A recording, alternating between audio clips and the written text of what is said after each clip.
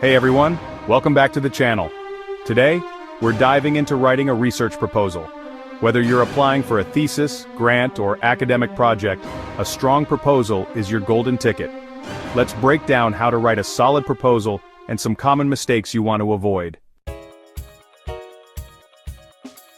Alright, let's start with the title. Your title is like a first impression, except you don't get a do-over. It's gotta be strong, clear, and tell people exactly what they're getting into. Think of it like the title of a YouTube video. You want it to grab attention and accurately reflect the content. So, ditch the vague and generic titles like mental health.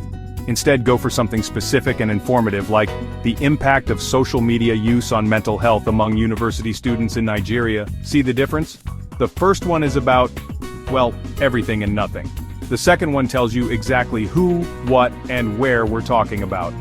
A good title should also contain keywords related to your research. This helps people find your work when they're searching online or in databases. Make it count. Okay, so you've got a killer title. Now let's reel them in with a captivating introduction. Start by setting the scene. What's the broader topic you're addressing? What's the context, the background? Establish the relevance of your research. Next up, introduce the problem statement. This is where you clearly state the gap in knowledge or the issue that your research aims to address. Now you have to tell them why this problem even matters. What are the potential implications of not addressing this issue? Why should anyone care? Hook, line, and sinker. Alright, you've set the stage and introduced the problem. Now, it's time to get specific about what you're actually trying to find out. This is where your research questions or objectives come into play.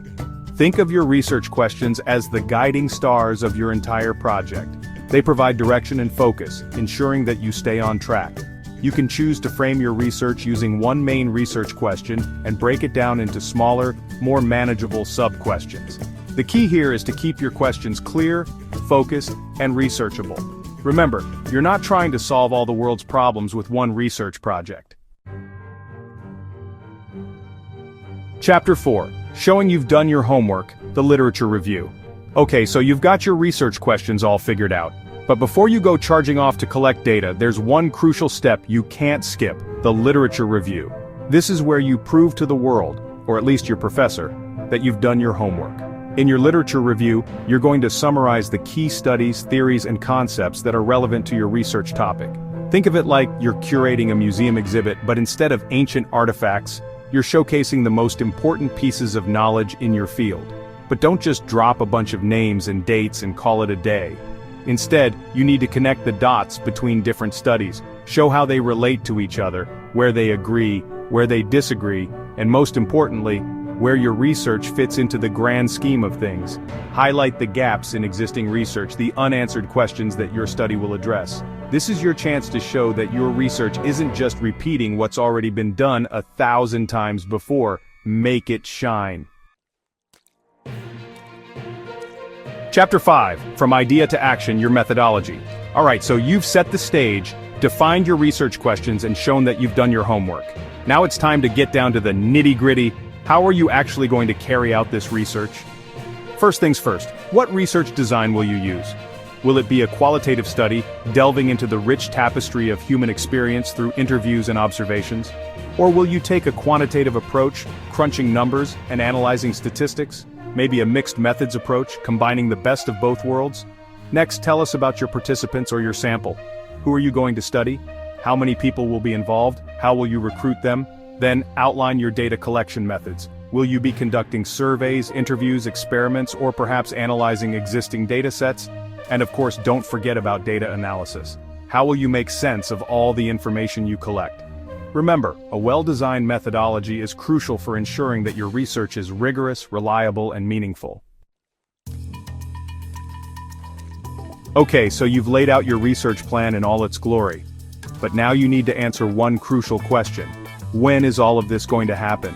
This is where your timeline comes in. It's like a roadmap for your research journey, outlining the key milestones and deadlines you need to hit along the way. Start by breaking down your research process into distinct phases. Then assign a realistic time frame to each phase. It's always better to overestimate and finish early than to underestimate and end up scrambling at the last minute. Your timeline should provide a general overview of your research schedule. Okay, you've made it to the penultimate chapter, you're almost there. But before we wrap things up, let's talk about what you hope to achieve with your research. What are the expected outcomes? What impact will your findings have on your field and beyond? Your expected outcomes should be grounded in your research questions, your methodology, and your understanding of the existing literature. Start by outlining the potential findings of your research. Based on your reading and your research design, what do you expect to discover? Next, discuss the practical or theoretical implications of your research. How might your findings be used to inform policy decisions, improve practices, or develop new theories? This section is your chance to show that your research isn't just an academic exercise. And finally, we've reached the last chapter. You've done it. You've written a compelling research proposal, outlining your research question, methodology, timeline, and expected outcomes.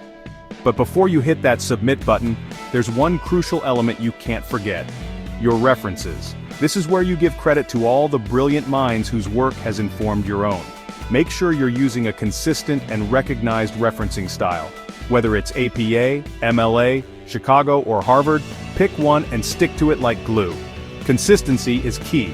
And don't even think about trying to format all those citations manually. Instead, do yourself a favor and use a reference manager.